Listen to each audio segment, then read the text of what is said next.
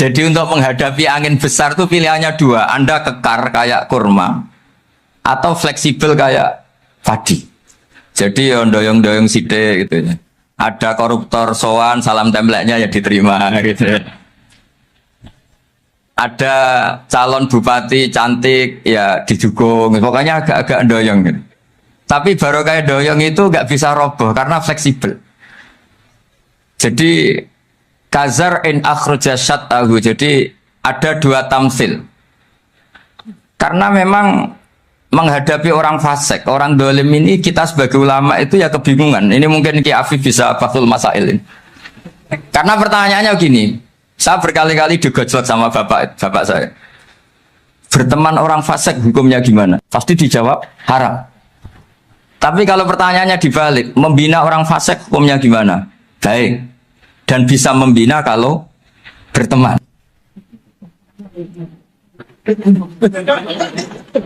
Makanya Gus Azaim pernah bikin seni deh, muktamar seni. Anggap saja madhabnya seperti itu gitu. Jadi ya agak doyong-doyong sedikit. Masa ketop berteman orang yang macam-macam, tapi itu fleksibel. Nyatanya tetap soleh sampai sekarang gitu. Itu berarti itu ya gitu kata Bangun itu. Jadi untuk menahan angin yang besar pilihannya hanya dua. Anda kokoh kayak pohon kurma atau fleksibel kayak padi. Nah, Islam Indonesia kata Mbah Mun itu pari wae katanya, padi. Jadi ungkapan-ungkapan para masyayikh ini penting karena khazanah yang saya baca. Saya berkali-kali cerita ini dalam kitab Khilyatul Auliya. Itu Abu Nu'aim Al-Asfihani cerita tentang riwayat Sufyan bin Uyainah. Ini gurunya Imam Syafi'i. Itu setiap kali Nabi Isa dan Yahya, ini dua nabi yang sekurun, sama-sama masih muda. Nabi Yahya itu senangannya dolan ke orang-orang soleh, menyambangi orang-orang soleh. Tentu itu bagus. Tapi kalau Nabi Isa ini suka menyambangi orang-orang yang fasik, orang-orang yang nggak jelas. Ketika dua beliau ini ketemu, tentu yang perlu jawaban Nabi Isa karena kontroversi, berteman sama orang-orang yang nggak jelas. Kata beliau, innama ana tabibun udawil mardo. Seorang kiai, seorang nabi, orang yang baik itu ibarat dokter. Di mana-mana dokter tuh ngobati orang yang apa? Sakit. Kalau Anda dokter dan peneliti satu penyakit, pasti cari daerah yang banyak pandeminya. Masa neliti pandemi di orang-orang yang apa? Sehat. Jadi ini juga perlu dibahsul masail karena tadi dibolak-balik itu. Bina orang berteman orang fasik hukumnya haram karena wa in kana dasarin fajanibhu suratan. Tapi kalau bina orang fasik hukumnya baik. Bisa bina kalau berteman. Jadi fikih itu ya karena dibolak-balik. Makanya sholat juga gitu. Sholat yang tumak nina yang lama itu ya bagus. Masa jagongan mbek pangeran nggak asik? Jagongan sama teman aja asik, masa jagongan sama pangeran tidak apa? Asik. Saya kalau Ibnu Abbas sholat tuh cepat. Ketika ditanya, kenapa kalau Anda sholat cepat? Setan baru tata-tata mau goda, sudah selesai. Karena setan itu ya jaga jaim tuh, jaga image. Jadi kalau mau goda orang itu ya surinan dulu, macak-macak dulu. Ternyata mau ke situ sholatnya sudah selesai. Lah kebetulan mazhab saya itu yang kedua itu gitu. Jadi kalau Gus Azaim itu sholat lama sekali. Itu ada madhab tandingan, yaitu madhab saya. Itu karena ini sepuh saya, meskipun top beliau tapi sepuh saya. Saya sudah 50, beliau baru 40. Ini berarti baru memulai kiai. Kalau pakai umur nubuah ini baru memulai. Jadi madhab itu penting. Jadi pembanding itu harus diutarakan. Sehingga dalam fikih manapun itu sebuah madhab itu harus diuji itu lewat pembanding. Dulu itu setiap debat fikih antar ulama itu mesti nggak ada yang menang. Misalnya saya kiai kelihatan miskin tuh ya baik supaya santri-santri yang miskin itu punya teman gitu. Karena rata-rata santri itu miskin. Nah, dikancani kiai kan seneng gitu. Tapi problemnya kiai yang miskin itu ya nggak bisa nolong santri karena dia sendiri apa? Miskin. Makanya dulu Imam Syafi'i itu pengagum orang miskin. Setelah ngaji Imam Malik, tanya, ya Imam Malik, orang yang sealim jenengan itu siapa? Jawabnya Imam Malik lucu. Dulu Abu Hanifah, sekarang orangnya sudah meninggal ya. Ilmunya dititipkan atau diwaris oleh Muhammad bin Hasan Asy-Syaibani. Akhirnya Imam Syafi'i dibiayai Imam Malik ke Irak. Imam Syafi'i miskin, bisanya ke sana dibiayai Imam Malik. Itu seperti Abu Ya Said Muhammad masyhur, ini murid beliau. Kalau ada santri boyong kan mesti apa? Disangoni. Disangoni. Ketika datang ke Irak, Muhammad bin Hasan Asy-Syaibani itu nata uang, nata emas itu di ruang tamu. Jadi ngitung uang itu di ruang tamu. Miliatan. Ini kaget, ini kiai kok kedonyan kata Imam Syafi'i itu. Tapi apa kata Muhammad bin Hasan Asy-Syaibani? Anda kagum ini, Anda kaget ini. Kalau kamu menyoal orang soleh kaya, ini tak kasihkan orang-orang fasik. Biar dipakai judi, dipakai selingkuh, dipakai maksiat. Jangan-jangan. Harta ini harus tetap di orang soleh. Kalau ke orang fasik, bahaya. Berarti kiai boleh kaya? Boleh-boleh. Semenjak itu ada gerakan kiai kudu sugih. Ya ada yang kesampaian, ada yang enggak gitu saja. Tapi karena kalau pakai logika fikih, harta itu fitnah. Oke, seakan-akan harta itu masalah.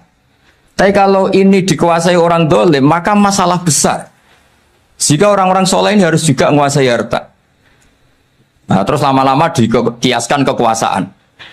Kalau yang kuasain orang fasik, orang tidak sholat, ribet. Akhirnya kiai terus dukung, ya akhirnya ke politik tadi. Nak menawa bupatinya kena diatur gitu. Diatur kon sholat, orang yang sesi proposal, maksudnya diatur keng sholat maksud. Ini cerita-cerita apa logika-logika fikih. Makanya saya sering ngaji kitab-kitab itu, diantara yang saya suka adalah ada dialog besar yang terjadi di antara orang-orang pilihan, termasuk bahkan di antara para nabi dan Tuhan. Jadi unik. Allah sendiri kadang mengajari kecerdasan para nabi itu ya lewat dialog. Masyhur itu, Nabi Ibrahim itu punya ruang khusus untuk sholat dan tidak boleh siapapun masuk situ. Tahu-tahu ada yang sudah di situ. Beliau membuka, kaget. Siapa memberi izin ke kamu yang punya rumah ini? Saya yang punya rumah dan saya tidak memberi izin kamu. Yang memberi izin saya itu yang punya saya, kamu dan rumah ini. Yaitu Allah Ta'ala katanya. Wah berarti kamu malaikat dong? Iya saya malaikat Israel. Disuruh nyabut nyawa kamu. Ya agak sopan karena nggak pernah mondok di Salafiyah gitu. Itu akhirnya Nabi Ibrahim bilang, wah itu keliru, Anda pasti keliru. Hal ra'aita habiban yumitu habibah, hal ra'aita khalilan yumitu khalilah. Saya ini Khalilur Rahman, saya ini kekasih Allah. Masa ada kekasih bunuh yang dikasih? Itu Israel akhirnya ngaji, masuk akal juga. Ternyata perintah ini mungkin hoax ya. Pokoknya dia terus mikir akhirnya. Iya ya, masa ini kekasih Allah kemudian oleh Allah dibunuh, dimatikan. Terbanglah Israel, matur lagi, ya Allah, kata Ibrahim, hal ra'aita khalilan yumitu khalilah. Masa kekasih bunuh yang dia apa? Kasih. Kayaknya masuk akal Gusti. Mulai ngaji lah kira-kira gitu malaikat. Akhirnya oleh Allah dijawab, ya sudah begini, kamu datang ke Ibrahim bilang, hal ra'aita habiban yakrahu ayyalqa habiban. Masa kekasih tidak siap ketemu yang dikasih. Nah, jadi akhirnya Nabi Ibrahim, Israel datang lagi. Logikanya sekarang enggak gitu, begini katanya, diajarin. Hal ra'aita habiban yakrahu ayyalqa habibah. Masa kekasih tidak siap ketemu yang dikasih. Kata Ibrahim, oke, ya, terus mau meninggal.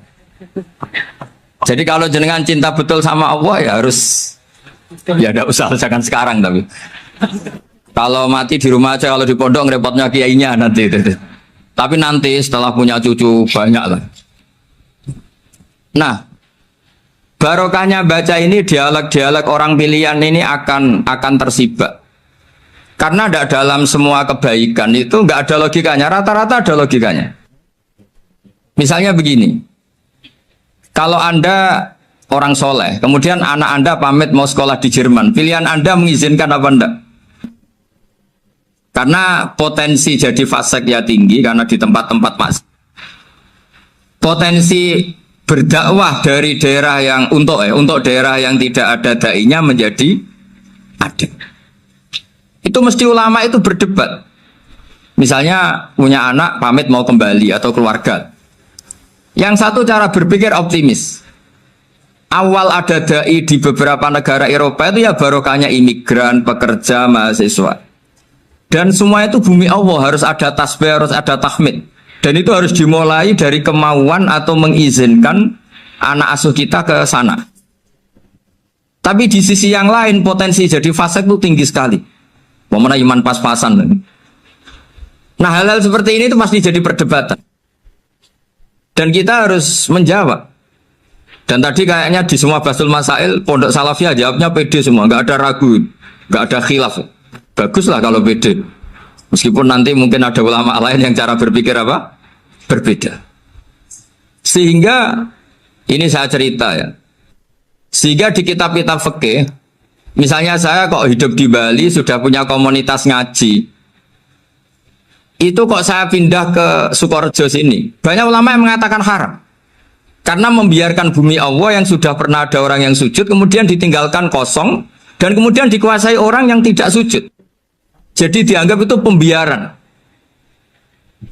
Jadi banyak di kitab Qalyubi, sarahnya Mahali, jika ada seorang muslim yang hidup di negara orang kafir, dia nyaman, tidak dapat teror, itu nggak boleh lagi pindah ke negara Islam yang sehat. Karena takutnya li Allah yastau lial kafir tilkal buk'ah, supaya bumi itu tidak dikuasai orang kafir.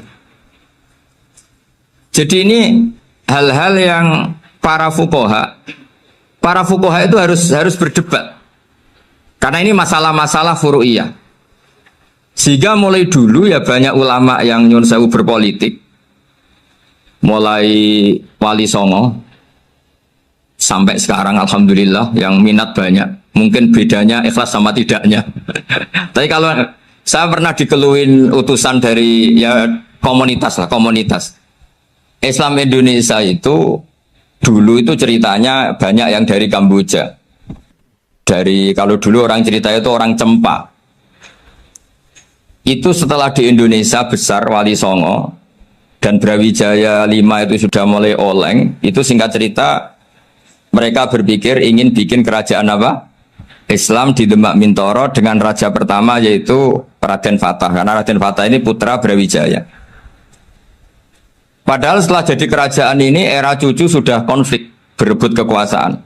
Akhirnya sampai jadi Jipang, jadi Jogja, jadi Solo dan seterusnya. Tapi kata Mbah Mun itu tetap barokah. Karena orang Islam terus terbiasa mimpin. Sekeliru-keliru sidik, pokoknya orang Islam biasa mimpin. Sehingga zaman Mbah Hashim ya sudah mimpin Masumi, zaman Ki As'ad pengaruhnya besar, sampai sekarang Kiai pengaruhnya besar. Nah barokahnya Kiai pengaruh besar ini sampai moral jadi ukuran. Misalnya sekarang ada calon bupati kok nggak sholat, itu pasti kalah. Jadi sholat itu jadi tolok ukur untuk calon apa? Bupati. Meskipun mungkin punya efek pura-pura sholat, tapi nggak apa-apa lah. Sementing moral ini jadi ukuran. Sementara yang di Thailand, di Patani, itu karena dulu pelajarannya tasawuf, itu orang nggak ambisi mimpin dunia. Tahu-tahu dipimpin. Dan akhirnya nyuwun sewu ya saage Islam-Islam yang dulu terlalu tasawuf karena nggak punya pengalaman memimpin, akhirnya lazimnya konsekuensinya hanya dipimpin. Tapi Islam Indonesia beda, karena kulino mimpin itu akhirnya dari orang Islam biasa menjadi Islam yang sholat sampai Islam yang bisa ngaji itu bisa mimpin negara. Tentu yang paling populer dimulai Gus Dur. Jadi ini sesuatu yang barokahnya istihad para kiai, sementing Islam kulino mimpin. Sehingga di Indonesia itu barokahnya itu, kebaikan itu jadi tolok ukur. Ada orang kok terkenal koruptor, atau terkenal nyuwun sewu selingkuh, atau terkenal apa, itu pasti tidak jadi. Karena moral itu menjadi tolok ukur. Dan itu adalah politik para kiai.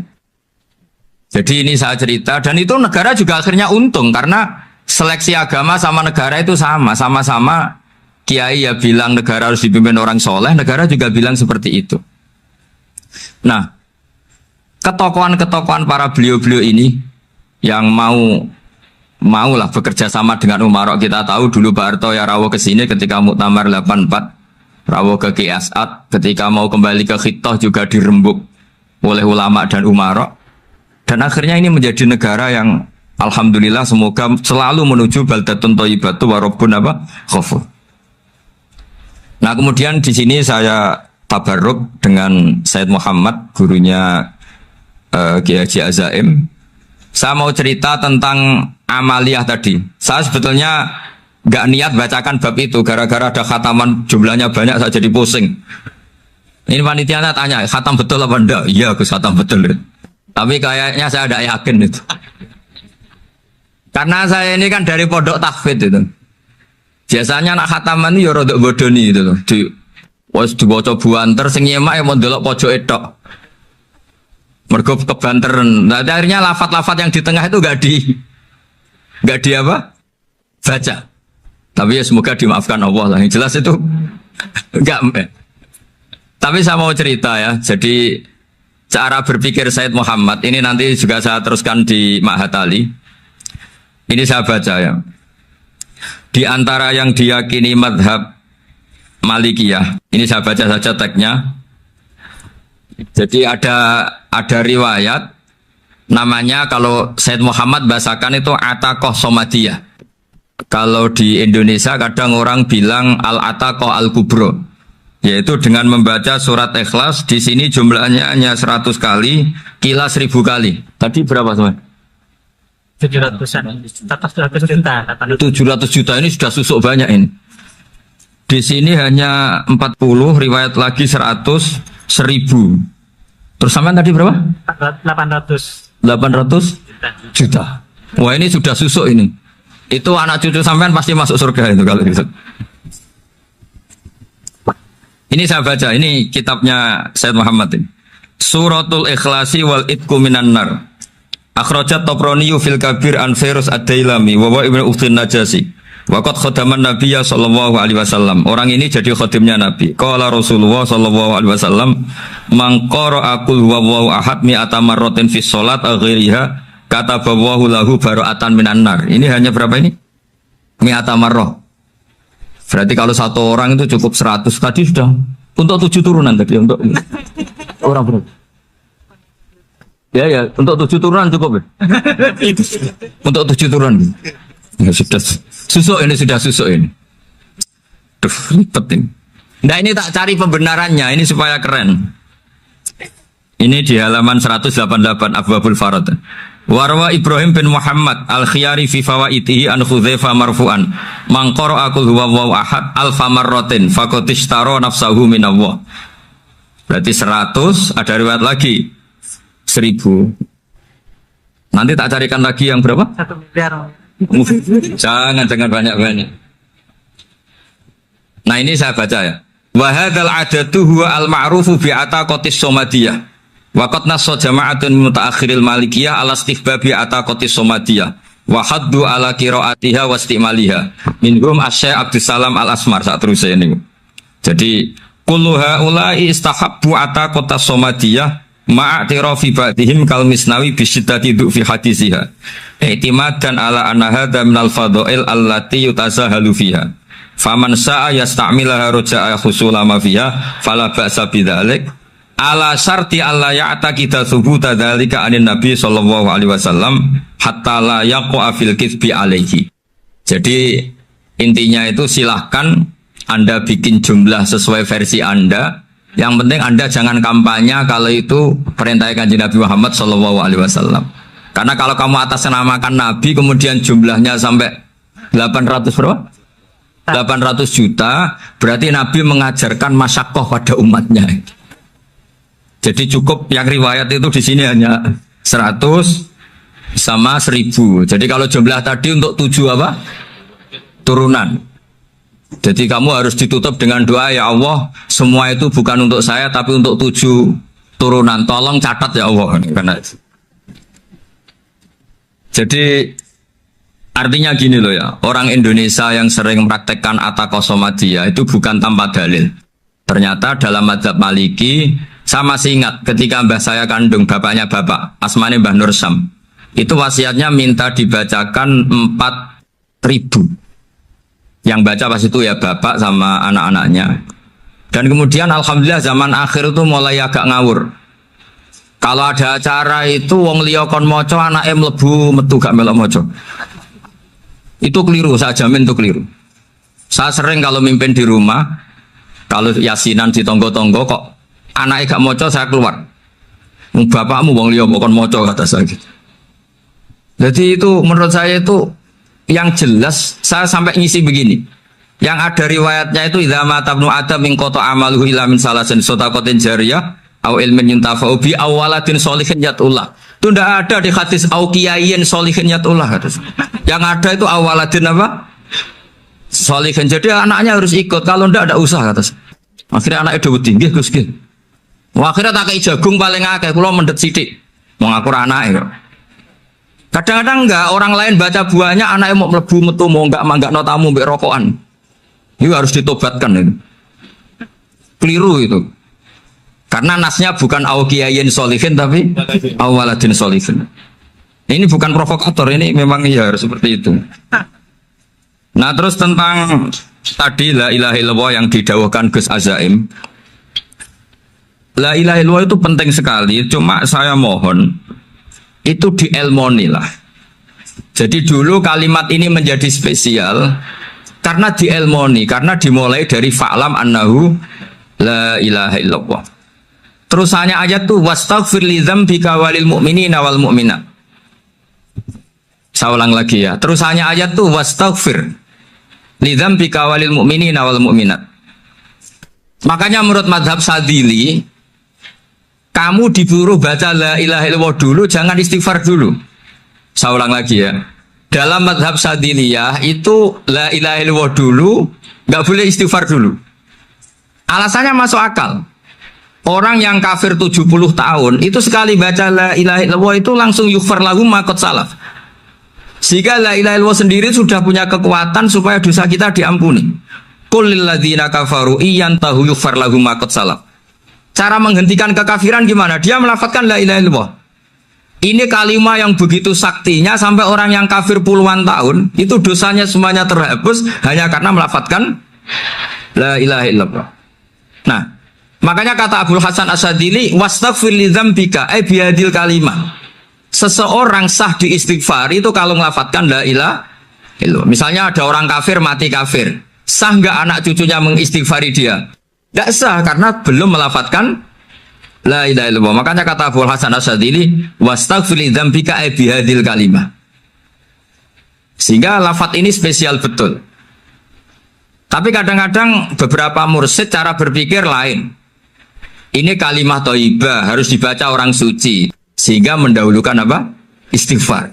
Untuk supaya pas melafadzkan kalimat thayyibah sudah dalam keadaan apa? Suci. Itu juga masuk akal.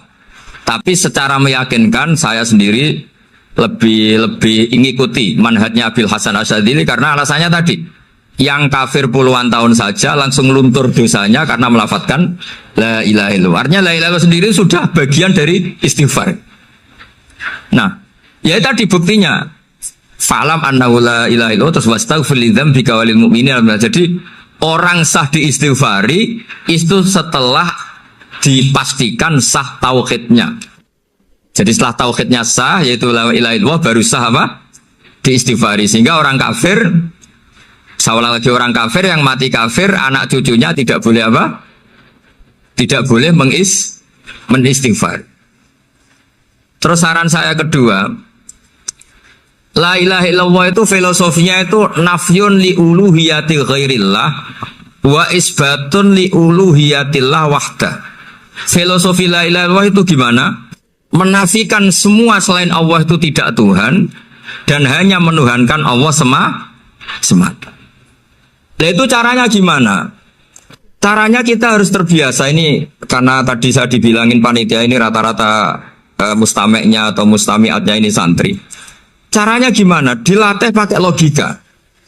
Saya berkali-kali cerita kalau ngaji, saya sekaligus kampanye.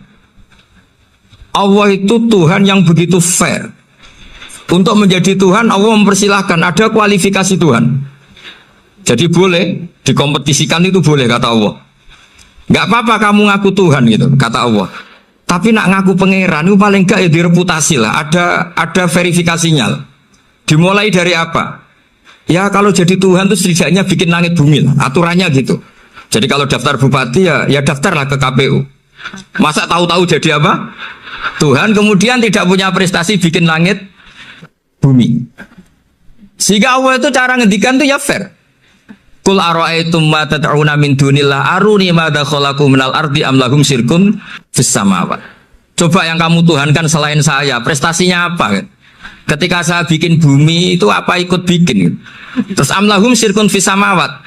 Kalau bikin langit, kalau nggak bisa ya urun lah gitu. Urun semen apa urun bego, pokoknya urun lah gitu. Urun ora, gawe bumi ora, ngerti-ngerti ngaku jadi pangeran. Kul hatu burhanakum. Jadi ya kan ya lucu kan, misalnya syarat kiai di Salafiyah kan keluarga Kiai As'ad, cucunya ngaji ngalim. Orang keluarga Kiai As'ad terus muni, aku kiai utama di Salafiyah. Oh mesti di penjara ya. Lah yo gak gawe langit bumi, gak ada prestasi terus ngaku sebagai apa? Tuhan. Sehingga fair. Makanya saya berkali-kali cerita.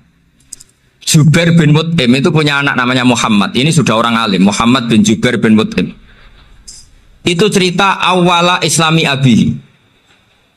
Mut'im itu orang pinter sekali. Saking pinternya dia jadi delegasinya orang Quraisy datang ke Rasulullah sebagai negosiator untuk membebaskan Asra Badrin, tawanan perang apa?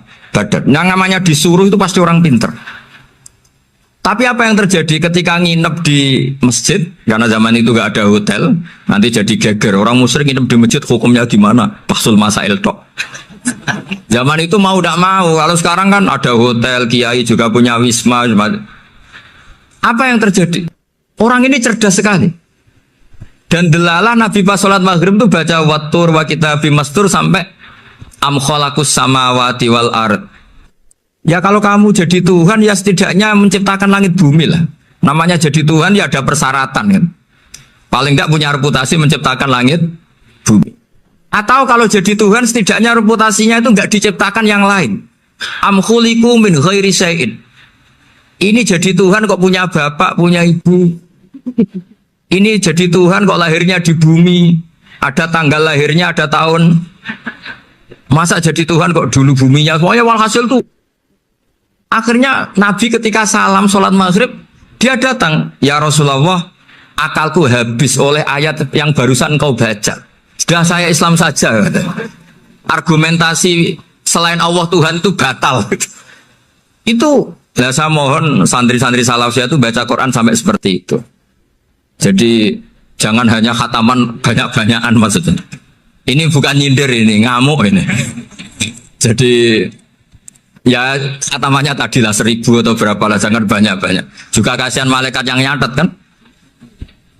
Wong baru subhanallah alhamdulillah aja di teks hadisnya abad al malaikah gak ditete. Itu baru subhanallah alhamdulillah itu sudah mencapaikan malaikat.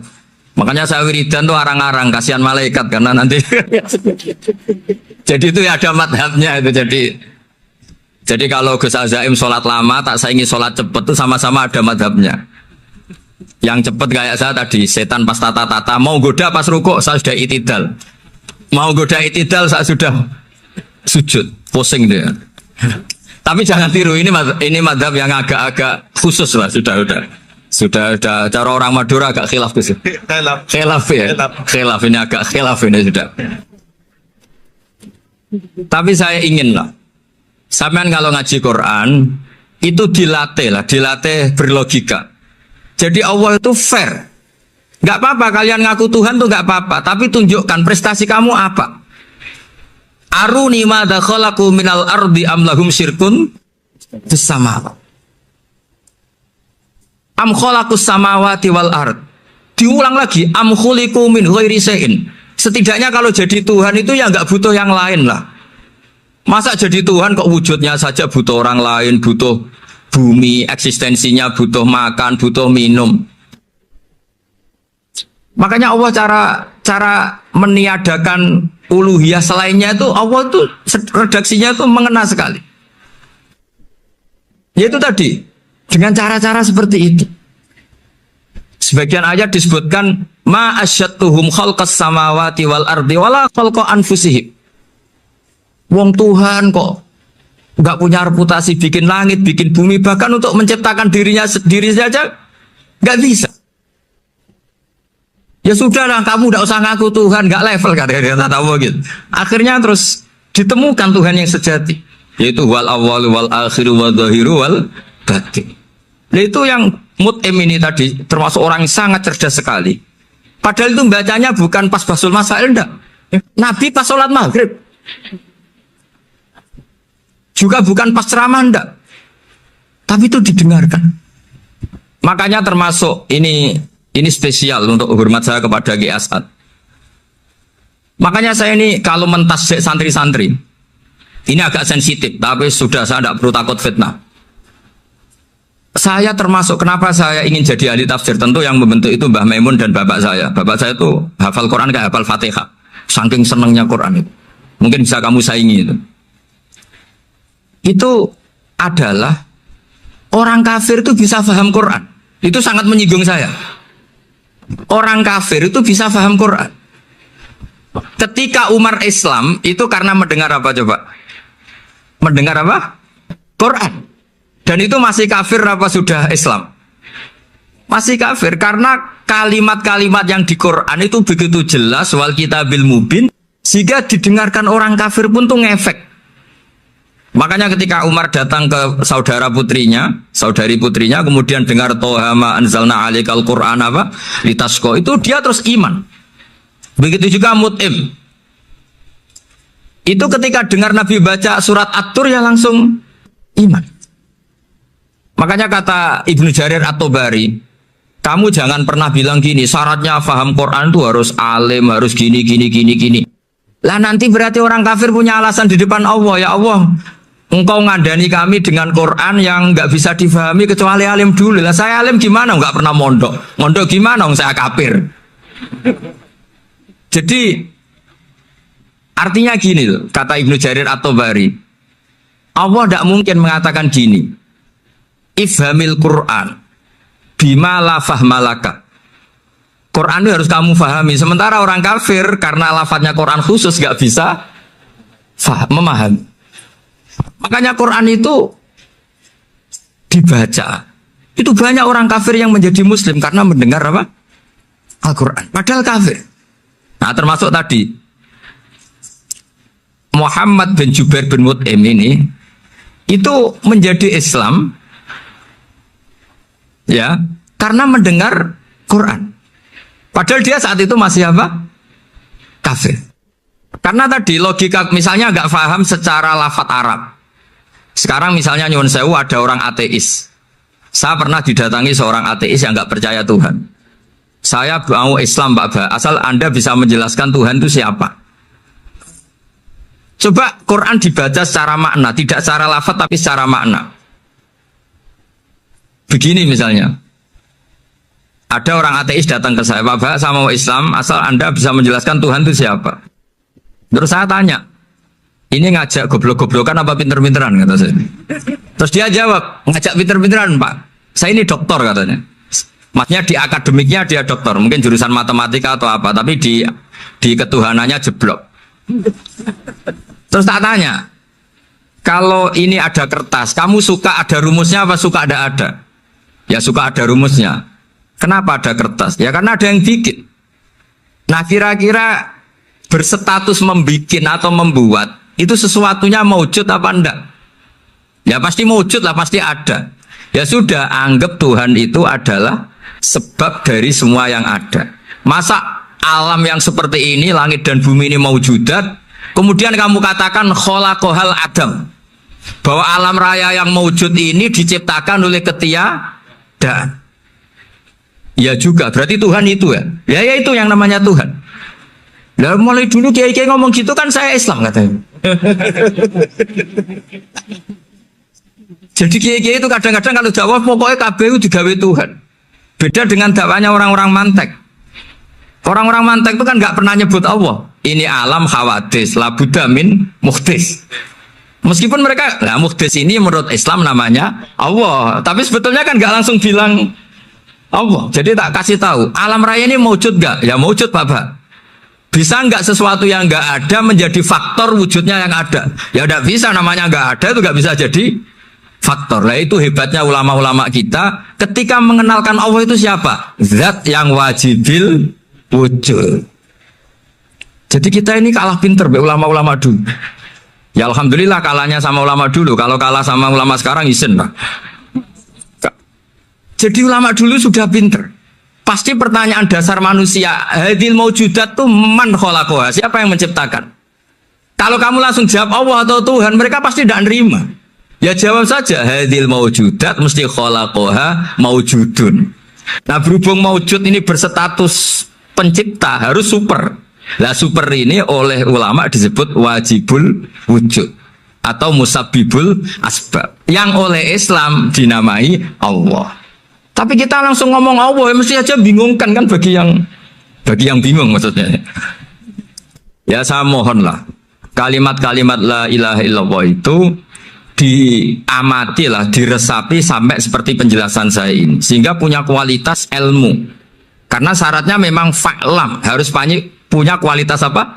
Ilmu. Ilmu itu apa? Ma'rifatus syai' ala ma huwa alaih. Mengenal sesuatu sesuai detail-detail sifatnya sesuatu itu.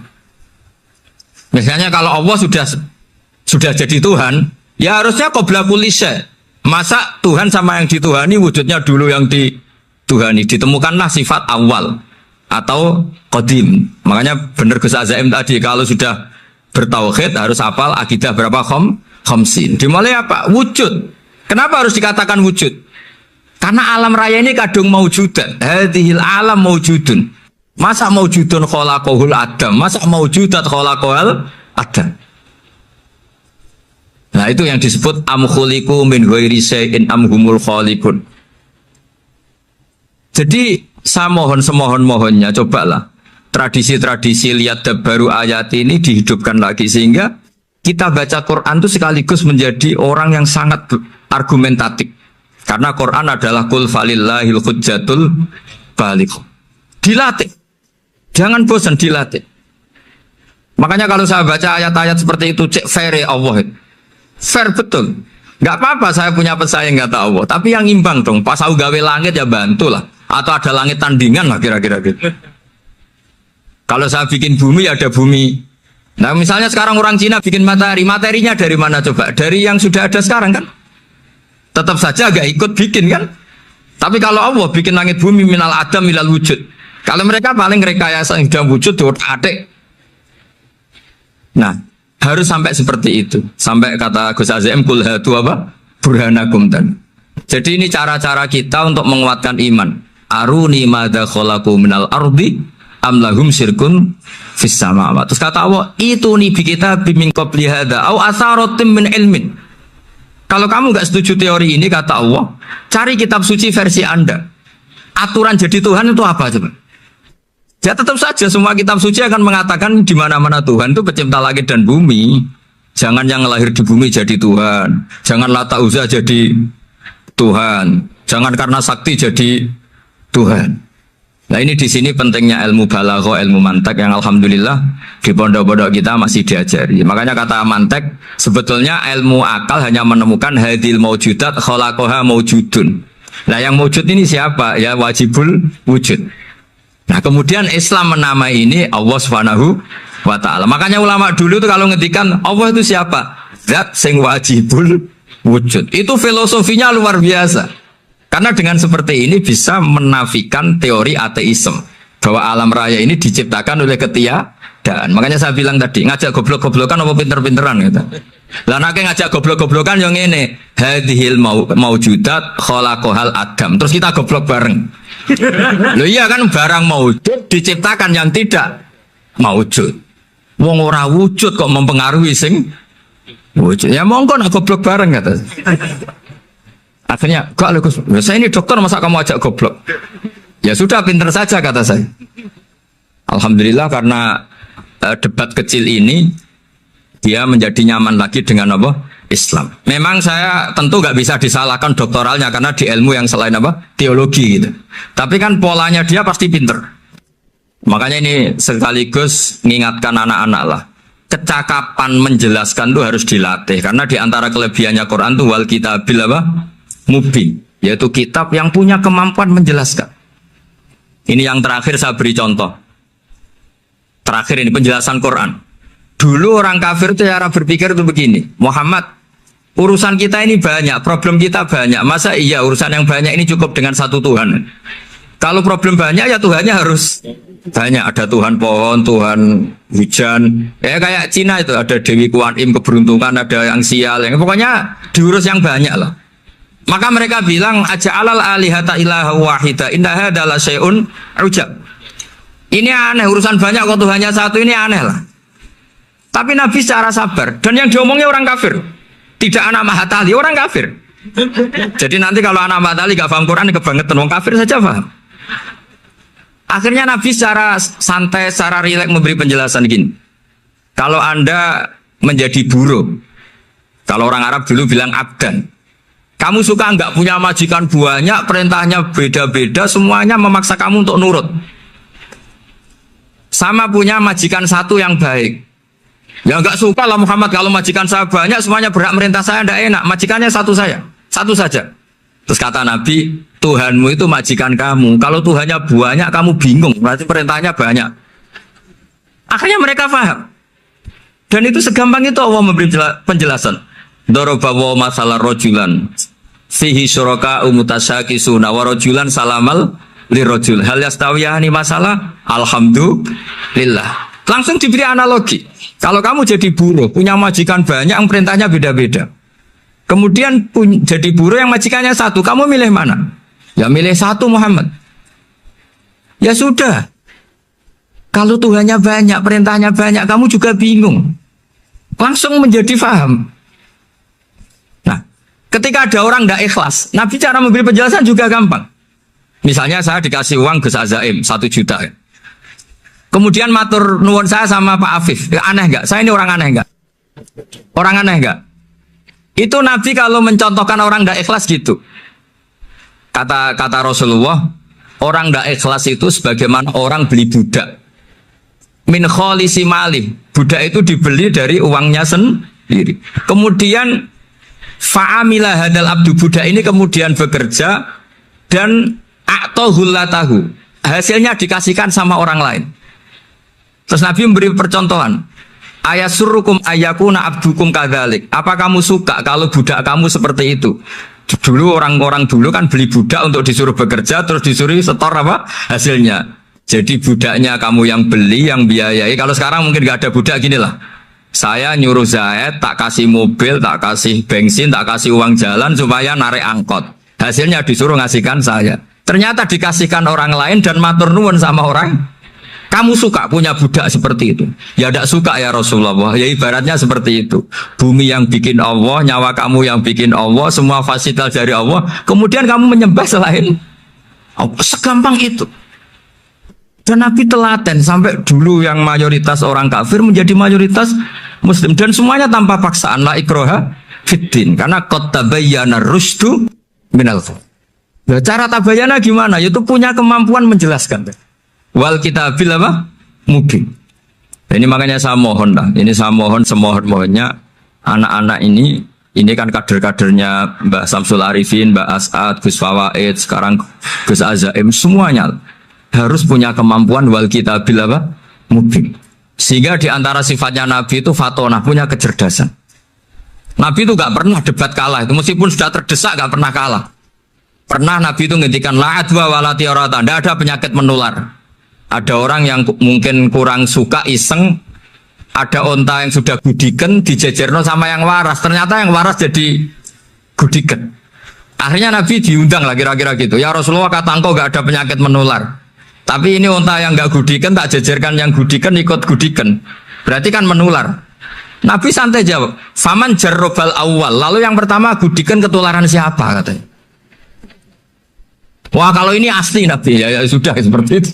Jadi ngiranya dia menang karena yang gudikan pertama nulari yang kedua. Ternyata Nabi tanyanya lagi, faman jarrobal awala, yang gudikan yang pertama siapa? Oh ini asli ya maksud saya itu. Jadi Nabi itu gak pernah kan? Karena Nabi punya apa? Fatona. Jadi saya mohon ya tadi makanya ini efeknya tuh khatamannya gak boleh banyak-banyak ya. Maksud saya kalau musim khataman ya gak apa-apa, khataman banyak-banyak. Tapi kalau gak musim khataman ya musim-musim tadabbur gitu. Tapi kalau ini musim khataman ya monggo lah. Cuma saya kok kasihan malaikatnya tadi.